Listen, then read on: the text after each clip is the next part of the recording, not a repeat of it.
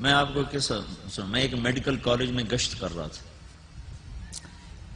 تو ایک دروازے پہ دستک دی، ایک نوجوان باہر نکلا، میں نے کہا جی آپ سے بات کرنی، کہا جی کرو، میں نے کہا بیٹھ کے کرنی، تو سامنے کمرہ خالی تھا، ہم وہاں بیٹھ گئے،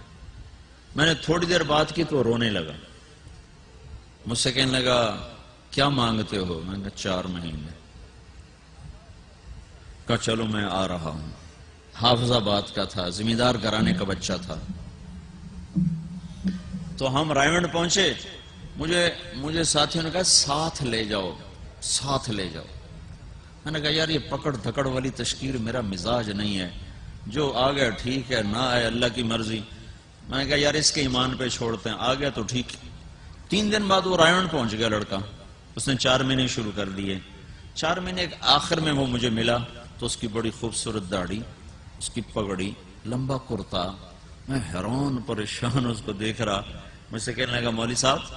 آپ کو پتہ ہے آپ نے مجھے کہاں سے نکالا تھا؟ میں نے کہا کمرے سے، کہا نہیں دوزخ سے، دوزخ سے، میں نے کہا کیوں؟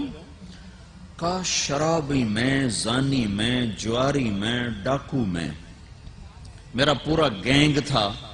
ہم ڈاکے ڈالتے، پڑھتا تھا میڈیکل کالج میں اور پورا ڈاکوؤں کے گروپ بنائے ہوا تھے، کہ ڈاکے ڈالتے تھے، گاڑیاں اٹھا لیں،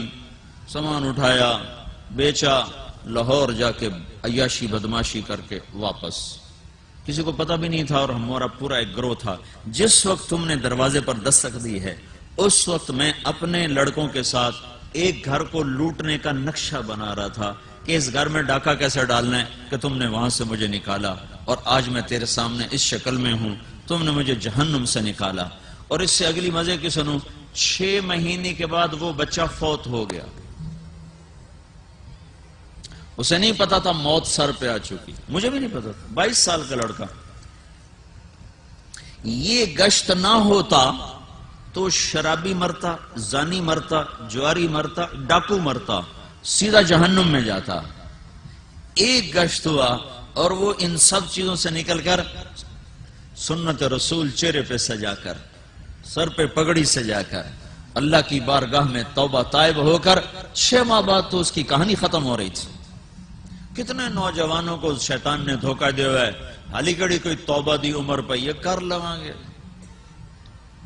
گے،